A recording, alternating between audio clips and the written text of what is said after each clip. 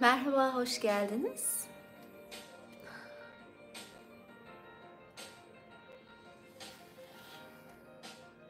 Sizi böyle ayakta karşıladım gibi oldu. Misafirliğe geldiniz, buyurun gibi bir şey. Şunu ben yukarı kaldırsam fena olmayacak. Değil mi? Neyse biraz oturayım da sonra ayaklanırım ya. Böyle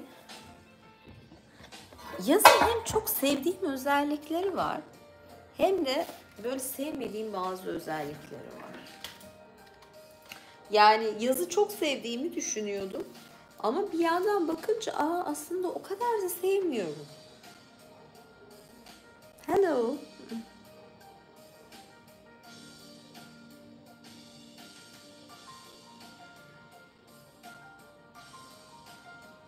Yani çok belki üyelik yayınları da yaparım kısa. Çünkü yine bir seyahate çıkacağım. Yakında Cuma günü. Ay şu ışığı birazcık geriye alayım ya. Gözüme giriyor. Evet. Ve sizi de geri alabilirim. Benim amatörlük ev hallerim, kusuruma bakmayın ya. Ne diyordum? Dedim bugün böyle birazcık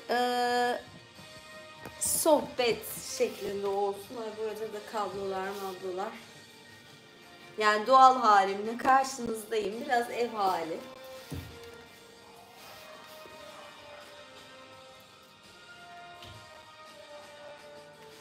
Ay cam kapalı da olmuyor ya.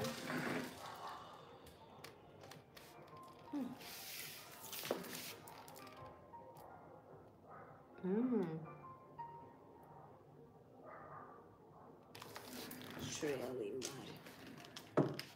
Şöyle daha iyi oldu. Ay. Ya camı kapatıyorum ben. Niye böyle oluyor? Tamam. Şimdi de buraya gelince bir yerleri delinmeden başaracağım. Şimdi oldu. Şimdi yerleştik. Koca evde, koca alanda sığamıyorum ya. Ya da böyle ufacık bir yere sıkışıyorum. Niye bilmiyorum. Evet. Ya dedim bugün doğal halimleyim. Hoş geldiniz. Biraz sohbet edelim dedim. Bir de şuna dikkat ettim. Instagram'da yani takipte olacağını düşündüğüm kişiler, hatta yakın arkadaşlarım bile doğru dürüst Instagram'a giremiyor. VPN'le uğraşmak istemiyorlar ya da işlerinde sorun çıkardığı için VPN'i kaldırıp kuruyorlar falan, giremiyorlar. Dedim ben o zaman yapayım yani. O zaman yayın açayım buradan. Biraz böyle sohbet edelim. Gerçekten ulaşım zorlaştı. Twitter'dan da duyurdum. Belki oradan da gelenler olur. Birazcık sohbet ederiz diye düşünüyorum. Azıcık sorulara bakayım. Yanışacağım o yüzden.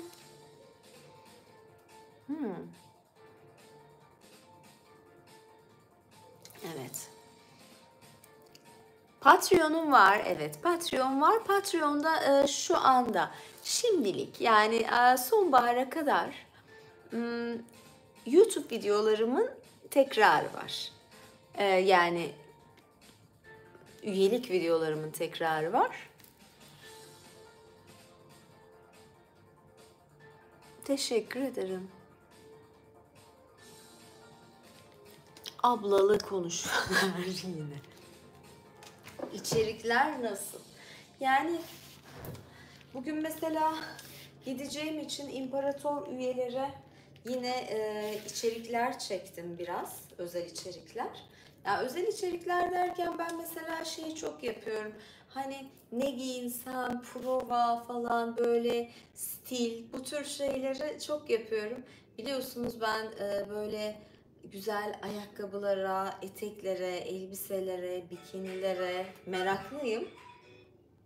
Biraz bunlara yönelik oluyor. Tabii kışın çoraplar falan oluyor. Ama tabii her zaman yani yazın çorap falan yapamıyoruz. Ama biraz böyle stil kısımları da oluyor özel videolardan. Sohbetler oluyor. Çeşitli okumalar oluyor. Bunun gibi yayınlarım mevcut. Teşekkür ederim. Benim bazı sadık üyelerim vardır. Buraları renklendirirler. Yani böyle de bu kadar renklendirince ben de kıramıyorum onları. Ufakça olsa yayın açmamı isteyince. Kırmıyorum zaman zaman ama dedim ya yani bir seyahate çıkacağım için de orada tamam bu sefer daha fazla yayın yapmayı düşünüyorum ve olacaktı çünkü daha stabil kalacağım. Ama yine de dedim gitmeden bir sohbet yapalım. Dionysos'a sonbaharda devam edeceğim. Çok severim kendisini. Ben sizin mesajlarınıza en iyisi buradan bakayım.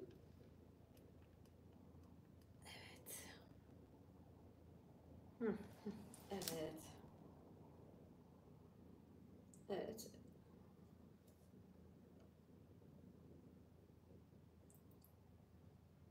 Religious Video Mistress mi? Nasıl bir istek bu böyle? Yayın bulanık mı? Nesi bulanık? Bulanık olduğunu sanmıyorum ya. Siyah çorap yaz sıcağında, Ağustos'ta pek de olmuyor ya.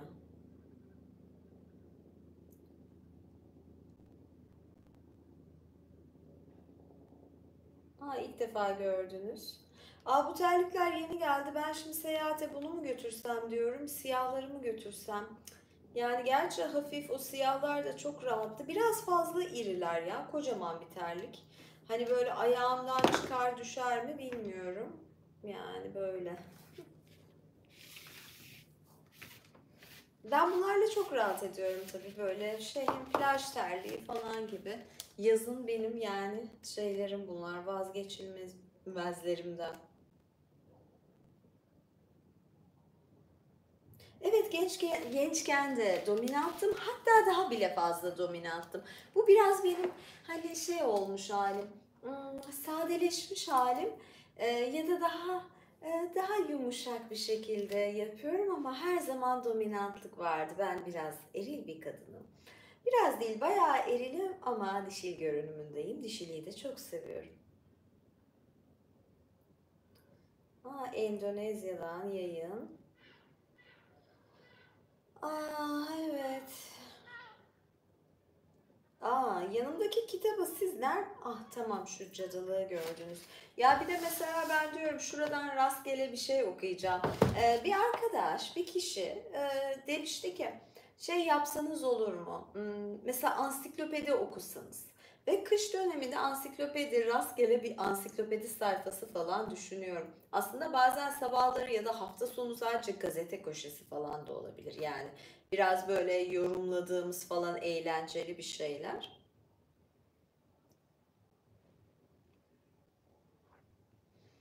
Böyle bir şeyler de açıkçası olabilirdi. Bakıyorum. Jamiroquai dinler miyim? Dinlerim. Yani açıp da çok dinlemem. Çaldığı zaman dinlerim. Yani hani bazı şeyleri hiç dinleyemem zaten. Hani ben severim yani. Ama çok aramam.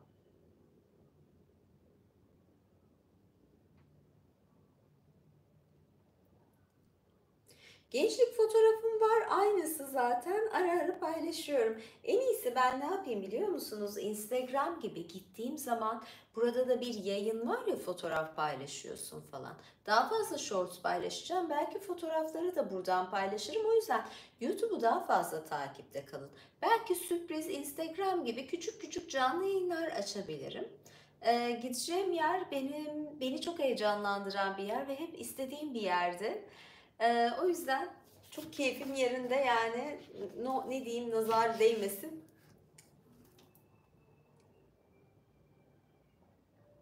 Hmm.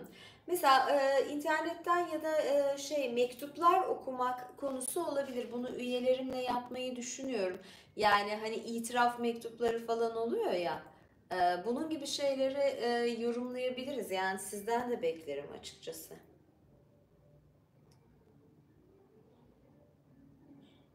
Bana da şunu dinlerler. Fabian pek de dinlemem.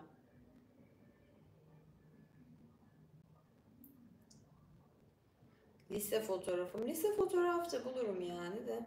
Yüksek topuklar, bu düz topuk yalnız. Ya ülkedeki durumda yani parti kurmak falan ne değiştirecek? Yani milletin kedi paylaştığı, tatil paylaştığı, yemek paylaştığı platform kapandı. Ha, yalnız şu da var. Bunun dikkatini çekerim. Ya bunun kapandığı ülkeler zaten Kuzey Kore, Çin falan gibi yerler biliyorsunuz. Maalesef biz de bu kategoriye dahil olduk. Şimdi mesela bir yasa çıkmıştı, hayvan yasası üzerine çıktı bu. Şu anda hayvan yasası konuşuluyor mu? Hiç dikkatinizi çekti mi? Hayır. Çünkü Instagram gündemde. Hani kapalı kalması. Zaten bunu en çok nerede konuşuluyordu? Bu en çok Instagram'da konuşuluyordu. Ne yaparız diye Instagram'dan bir şeyler yapılmaya çalışılıyordu. Böyle olunca Instagram kapalı kalınca bir sürü kişi yani ya ben babama VPN kuracağım, çekiniyorum bir sıkıntı olur falan diye. Yani bir sürü insan hele belli yaş ortalamasını giremiyor derken yaşıtım kaç arkadaşım da giremiyormuş ya da işinde sıkıntı oluyor, kuruyor çıkıyor, kuruyor çıkıyor falan, böyle durumlar var. Gerçekten çok kötü. Yani böyle alt tarafı gün batımı fotoğrafı paylaşmak falan için de böyle VPN kur falan, gerçekten geldiğimiz durum. Bir tane de bir oyun varmış, o kapatılmış. O oyun hakkında hiçbir fikrim olmadığı için konuşmayacağım. Hiç bilmiyorum çünkü. Bir bakayım yine yorumlara. Rusya'da da kapalı, evet. Rusya ile da şeyiz.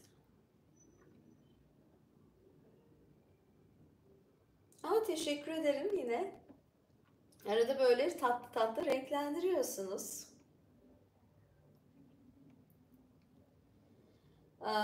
Bazı üyelere zaten şey olur, o belki farklı trample falan, yani belli role play'ler falan gelecek, ama çok güzel yeni aldığım şeyleri denediğim, tarz yaptığım bir video çektim bugün. Böyle 16-17 dakikalık bomba bir video oldu, ondan dolayı birazcık da yorgunum, böyle tüm parlaklığımı videoya yansıttım. İmparatorlar'da yayını da olacak, hatta öyle 2 tane video var zaten yolda.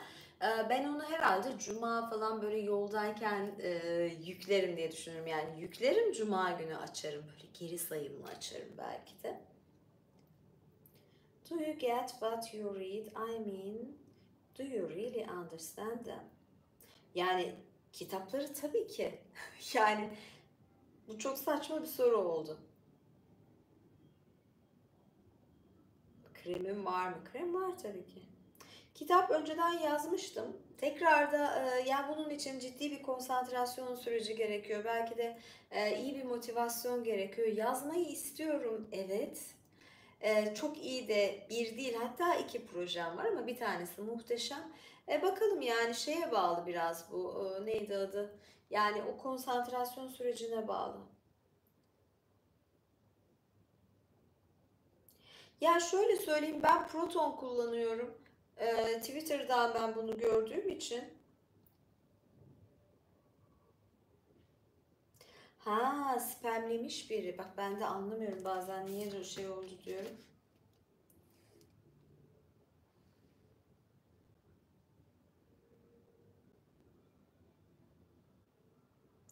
21 yaş büyük birinden hoşlanıyormuş bir arkadaş. Sizce açılsam benle dalga geçer mi? Evet, şimdi ben bu soruyu ciddi olarak yanıtlayacağım. Şimdi düşünüyorum, ben 79 doğumluyum. Yaşım ilgilendirmez, hesaplayabilirsiniz, ama ben hissettiğim yaştayım.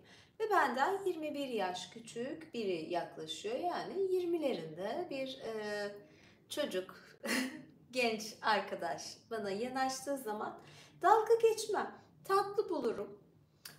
Mesela bu kişinin tipi önemli olur. Eğer çok yakışıklıysa bu kadınlar için böyle heyecan verici bir macera gibi de gelebilir.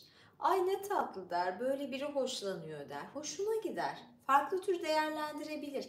Yani çok genç olmanız bir kadından birkaç yaş küçük olmanızdan daha iyidir belki de.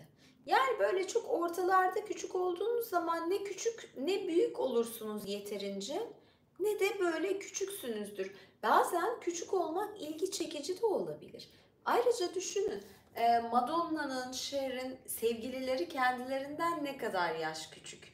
Hatta şöyle bir şey vardı. Ha yani eğer hala sevgiliniz yoksa üzülmeyin.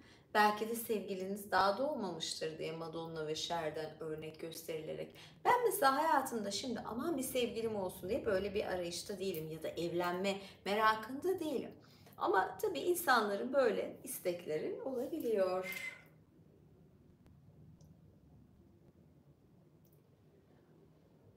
Ah.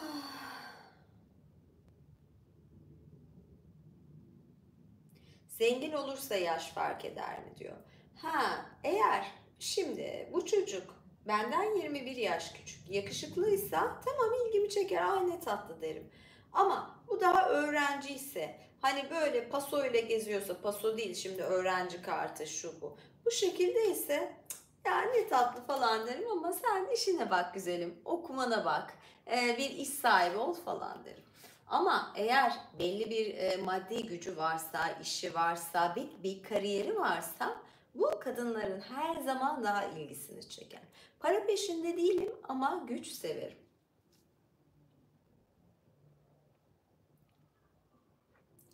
Peki soruya devam ediyorum. Peki o genç erkeğin olgunluğu, entelektüel birikimi ve aranızdaki iletişimin kuvveti ilişkinin başlaması için yeterli mi? Dediğim gibi bunlar önemli. Zaten şunu söyleyeyim. Hani bir erkek var, tipi düzgün, yakışıklı. Belli şeyi de olması lazım dediğim gibi. Yani belli bir maddi gücü olması lazım. Yoksa yani otobüsle şuradan şuraya gidelim modu falan. Yani tamam ben şey yaparım da hani sugar mama gibi falan mı karşılayacağım şey yapacağım. Yani olmaz. Beni bir şekilde gücünün de etkilemesi lazım. Zaten entelektüel birikimi olmayan bir kişiyi saymıyorum bile. Hem olgun olacak. Yani ben birinden bahsediyorum, bir yazardan bahsediyorum falan hiç bilmiyor olamaz ya da felsefe falan. Yani bu konularla ilgili konuşabilmem lazım. Yani benim için hayattaki böyle siyasi duruşu, ahlaksal duruşu falan bununla ilgili yani anlaşabiliyor olmamız lazım. Yoksa zaten istediği kadar yakışıklı olsun, istediği kadar zengin olsun, ne olursa olsun, ne gücü olursa olsun hiç işim olmaz. Ben şeye dikkat eden biriyim. Ne derler? Sapsoseksüelim. Bu çok önemli. Bu benim için önemli ama. 19 ve ama 19 sen daha askerliğini yapmadın. Herhalde daha öğrencisin. O durum da var. Ha eğer şeysen diyorum ya yeterince tatlıysan, yakışıklıysan senle eğlenebilir biraz, keyif alabilir. Ama dalga geçmek yok. Ben dalga geçmem ama belki ben insancıl olduğum için geçmem.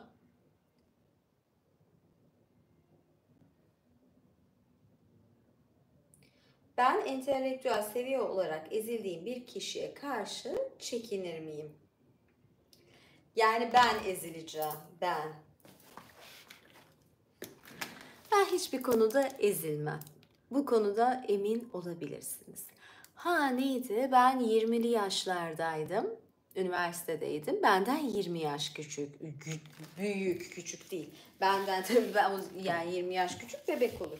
Benden 20 yaş büyük bir erkek arkadaşım ya da bir kişi varsa tabii ki benden entelektüel olarak üstündü. Çünkü birikimi fazlaydı. Zaten yaşadığı yıllar benden fazla. Doğal olarak benden daha fazla entelektüeliteye sahip olabilir idi.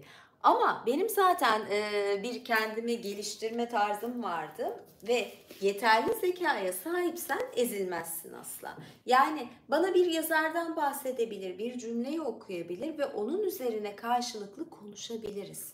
Eğer aptal bir kadın için zaten bu sorun da olmaz, bunu anlamaz da. Yani aptal bir kişi için, zekası yeterince güçlü olmayan biri için bu sorun değildir. Ama mesela şu var, şu sorun olabilir. Hiç ilgimi çekmeyen şeylerden bahsediyor. Şöyle diyeyim, eğer çok hoşlandıysam o ilgimi çekmeyen şeyler sanki ilgimi çekiyormuş gibi yapabilirim. Ya da ilgimi çekmeyen şeylerin ilgimi çektiğini sanabilirim. Yani ben bayağı bir zaman 20'lerimdeyken motorlar falan hakkında bilgi sahibiydim. Aslında ilgimi çekmiyor. Yani ne yapacağım motor kuvveti, motor hacmi falan, sanayilere falan gittim ya yani. Hani motorla geziyoruz, bir şey oluyor. Motorun bir şeyi oluyor. Sanayiye gidiyorsun falan böyle. Hakkında bilgi sahibiyim. Bayağı motor modeli hakkında bilgi sahibiyim. İlgileniyor muyum? Hayır. O kişiden hoşlandığım için ilgilendiğimi sanıyordum. Ve ben de yeterince de o konulara da, her konuya kafam bastığı gibi bu konulara da bastığı için basıyordu ve konuşabiliyordum. Her konuyla ilgili konuşabilirim. Ama her konuyla ilgili bu gerçekten ilgileniyor muyum? Hayır. Bakalım. 35 değilim. Hayır, daha fazlayım. Ama 35 vücut yaşım 35 ancak. Daha bile az.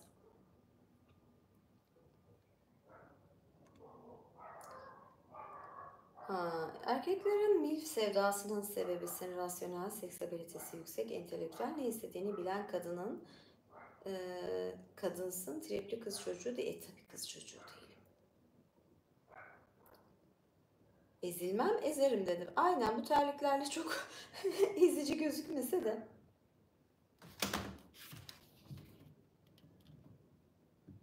Ayaklarımda bir şey ezdim mi? Tabii ki ezdim yani. Kaç yıl boyunca yani yürürken illaki ezmişimdir ya da başka şekilde mutlaka.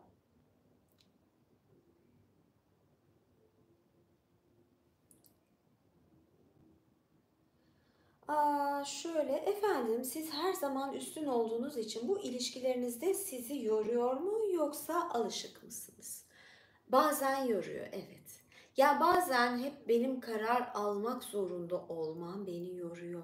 Yönetmek de yoruyor. Bazen insan hani böyle biraz daha kadınlığını hissetmek istiyor. Şey yapayım diyorum. Ama ne zaman böyle bir şeyleri bıraksam olmuyor. Yani hani benim kaderimde de böyle bir şey var açıkçası. Yani illaki yönetmem gerekiyor.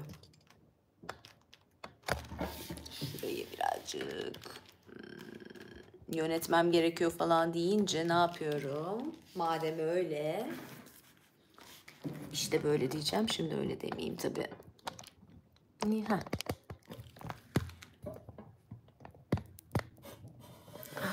Şöyle bir değişik açı yapayım.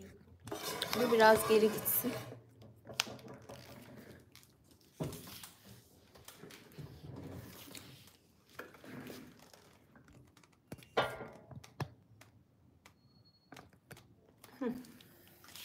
Şöyle bari. Yukarıdan bakayım, öyle değil mi? Siz bu açıları seversiniz biliyorum. Tabii bu terliklerle ne kadar oldu? Dur bakayım, evet, sorulara bakıyorum. Güzel sorular geliyor. Motorcycle karavan diyor. Şöyle bir şey. Şu terlikleri değişeyim hadi. Başka bir terlikle geliyorum. Bekleyin, geliyorum.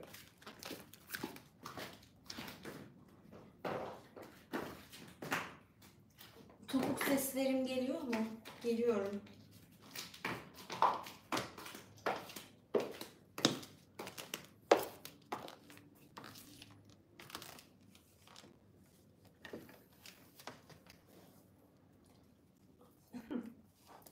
Ne diyor? Nerede kalmıştık? Bilerek isteyerek, yani bilerek isteyerek de oldu ya. Bilerek isteyerek de ezdim. Burcum ne? Güneşim ikizler. Sosyal medyada ben 12 sene önce bir kitap yazdım, İtaatkar. Eğer okumadıysanız onu okuyun lütfen. 37,5 da değil, 37. Bazen 36'lar bile oluyor. 36,5 diyebilirsiniz. Miss ne diyor? Red shoes. Geçenlerde pembe bir ayakkabı giydim.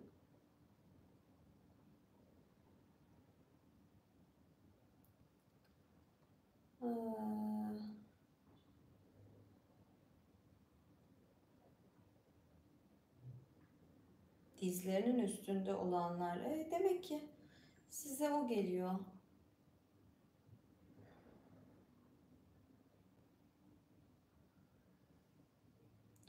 Kariyerli saygın bir erkeğin bana itaat etmek istemesi. Yani olabilir, neden olmasın? Bu çok normal. Yani Ve zaten kariyersiz birinin bana itaat etmek istemesinin çok da bir anlamı yok ki.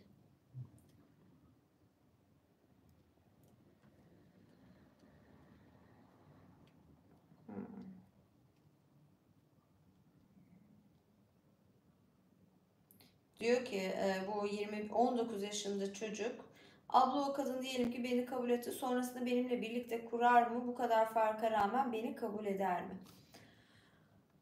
Sizle belki dediğim gibi bir vakit geçirmek isteyebilir, sizde arzuladıysa, ama yani çok da ciddi ilişki beklemeyin açıkçası yani. Daha askerliğiniz var, okul bitecek, iş bulacaksınız, iş kuracaksınız falan.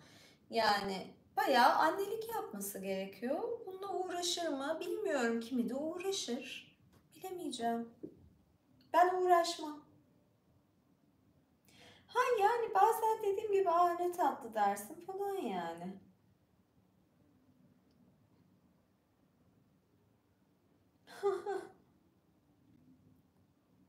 Pusuya mı yattınız? Yani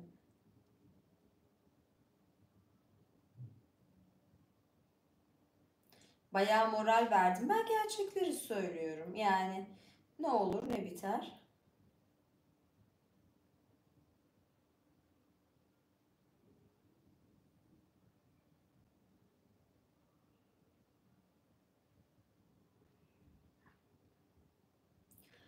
Kova burcunu nasıl değerlendirirsiniz? Benim şimdiye kadar özellikle geçmiş erkek arkadaşlarımın %80'i kova burcuydu. Yani kova burçlarıyla aramda değişik bir şey var yani, ilişki var. Belki de karmik bir durum. Yani sürekli karşıma kovalar çıkar. Kovalarla iyi anlaşırım. Ama bir yandan da yürümemiştir. Bittiğine göre eski erkek arkadaşlarım falan diyorum zaten. Ha ama şey de değilim yani. Ay böyle hiç böyle pişman falan da değilim. Ay neden bitti falan. Çünkü benim zaten yapım belli yani. Ee, Kadersel olarak böyle herhalde çok da bir uzun ilişkiye uygun bir kadın değilim ya da evliliğe.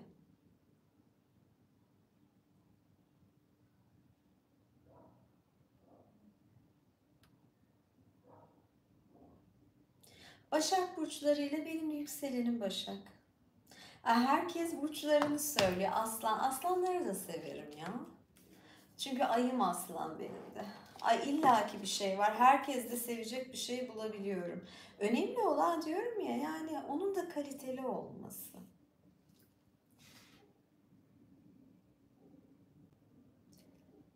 Evet. Bakayım. Duruma bakıyorum, sorulara bakıyorum. İlginç soru var mı? Evet, herkes galiba Instagram'ı bıraktı, buralara geldi. Ne yapacaksınız? Ben de dedim ya, buralardan daha fazla paylaşım yaparım. Ne diyor? Evli değilsen hallederiz. Neyi hallediyorsunuz? Hani vardı eskiden filmlerde de, bekar kadınsın, bir ihtiyacın olur falan, dul kadınsın falan var ya, bunun gibi bir şey mi kastediyorsunuz?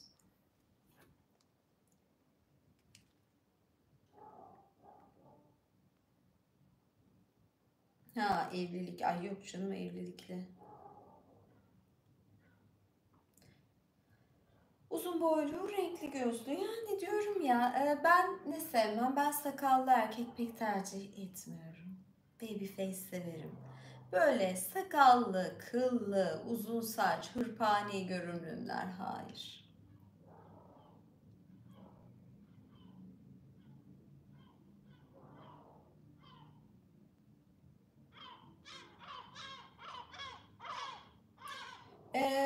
İtaatkar kitabınızı okumuştum. Konu olan adam eski sevgililerinizden biri mi? Belli ödül sahibi olan. Tabii ki oradan faydalandığım taraflar var ama fetiş kişilik ya da köle kişilik tarzı durumlar illaki esinlendiğim kısımlar değil, ama esinlendiğim durumlar tabii ki var.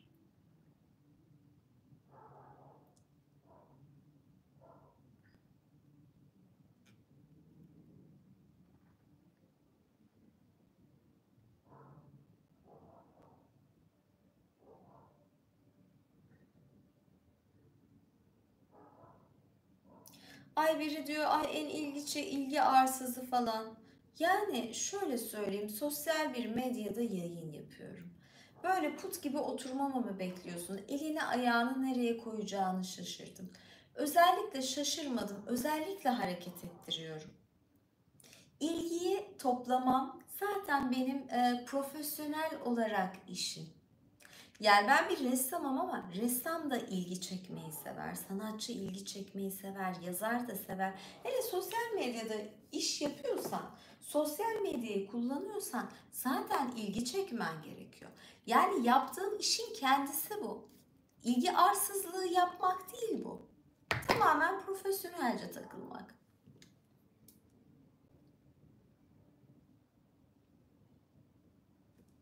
Yaşımı boyumu falan soruyorlar yine.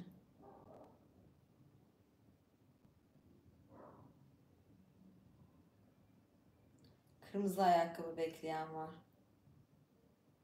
Aa, bu 19 yaşındaki çocuk, bakalım aralarını yapacağız galiba. Abla bu kadın bana sık sık resmini atıyor. Çoğu da dekolteli. Sence benim duygumu o da bana duyuyor olabilir mi? Ha, evet, seni belki de evet tahrik etmekten hoşlanıyor. Ne yapacağını merak ediyor.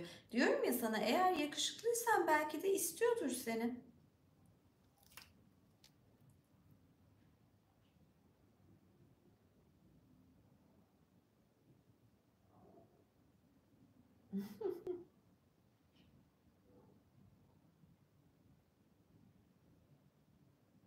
Evet.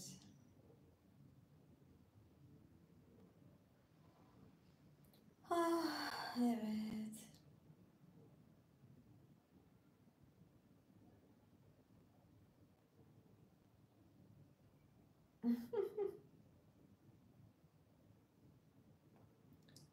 Evet.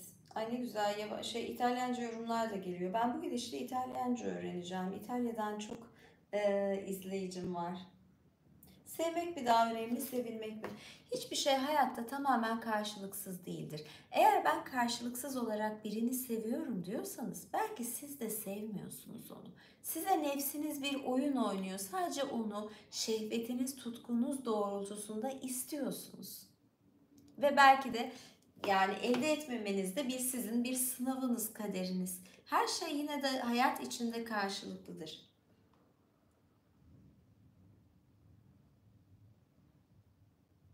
Babyface Kova burcu. Oo, babyface. Boy 88. Ben böyle 1,60 falanım. Ya bakın neler var.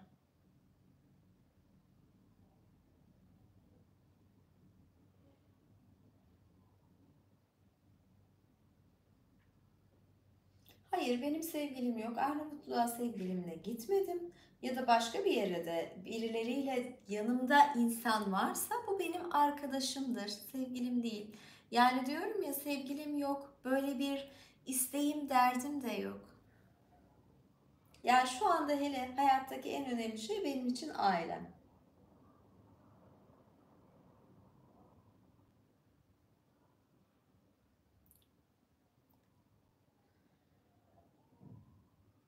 Evet. Evet, bayağı Türkçe üzerinden İtalyanca öğretenler var. Avrupa'ya bekleyen var, Fatih'e bekleyen var büryan yemeği. Büryan kebabı severim ama bilemiyorum yani şimdi Fatih'e gidemem. Am,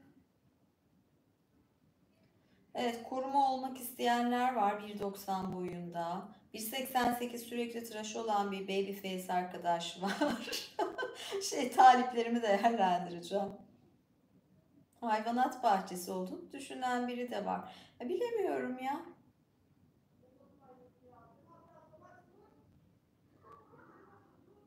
Hmm. Ayak parmağımda yüzük mü var? İkisinde de yüzük var. Bunda da yüzük var. Takayım. Ayakkabımı, terliğimi giyeyim de. Bunda da yüzük var. Düzelteyim. Halhalların yüzüklerim eksik olmaz.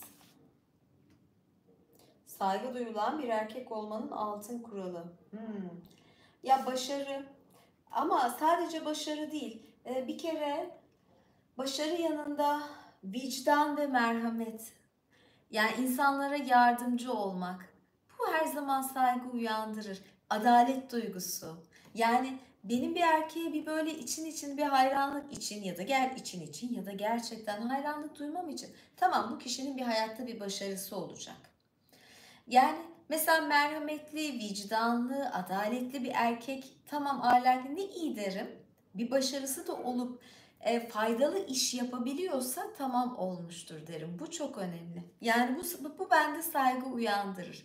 Ama ne tek merhamet, vicdan, ya bunlar tek başına hiçbiri yeterli değil. Bir sac ayağı gibi. E, Adalet duygun, merhametin, vicdanın olacak, bu bir. Kalbinle ilgili bu. Aileden gelen eğitimle ilgili. Bunları bunları nasıl diyeyim, değerlendirebileceğin ya da faydalı olabileceğin bir başarın, kariyerin, gücün olacak. Bu iki. Ve sonra bunu eyleme dökeceksin. Toplum için, insanlar için, kendin için dahi olsa faydalı iş ya da yakın çevren için faydalı şeyler yapacaksın. Bu da 3, eyleme geçmesi. Yani bir tanesi ruhsal, kalpsel, düşüncesel, içsel. Bir tanesi hani olmuş bir şey, görünen.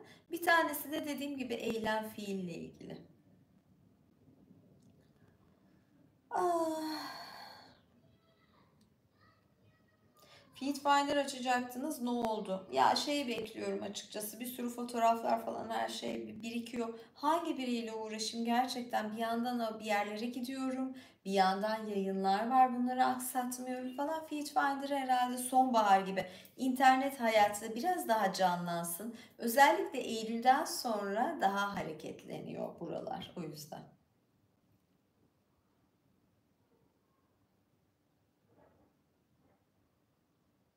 Hükümet gibi kadınım. Hangi hükümet? Gerçekten hükümetlerden pek de memnun değilim. Yani eskiden hükümet gibi kadınsınız dendiği zaman bu bir iltifattı. Aa, ne güzel, ne güçlü falan. Şimdi hükümetlere bakın, yani bu nasıl bir iltifat sayılır mı ya? Emin değilim yani. İnsanlık olarak boşuna mı yaşıyoruz? Boşuna yaşayanlar var ama herkes boşuna yaşamıyor. Böyle de diyemem. Kadının dominant olduğu ilişkiler hakkında ne düşünüyorum? Olabilir.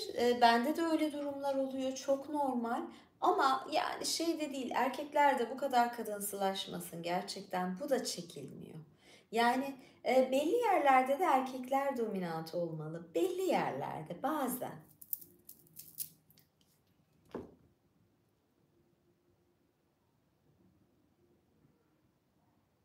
Evet, galiba artık sorularda şimdilik bitmeye başladığı için Instagram ne zaman açılır, ne kadar dayanabilirler? Bilmem, Ağustos'u beklerler belki de, ya da bir işler falan yapıyorlarsa şu anda, yani onda da fazla dikkat çekmemek için de olabilir. Belki şu arada bile ne kadar hayvan toplanıyordur, toplatılıyordur, ne olaylar oluyordur belki de. Bilemiyorum yani, Eylül'ü de bulabilir. Yerli ve milli Instagram yaparlarsa ne olur bilemiyorum, o da var. İşte böyle.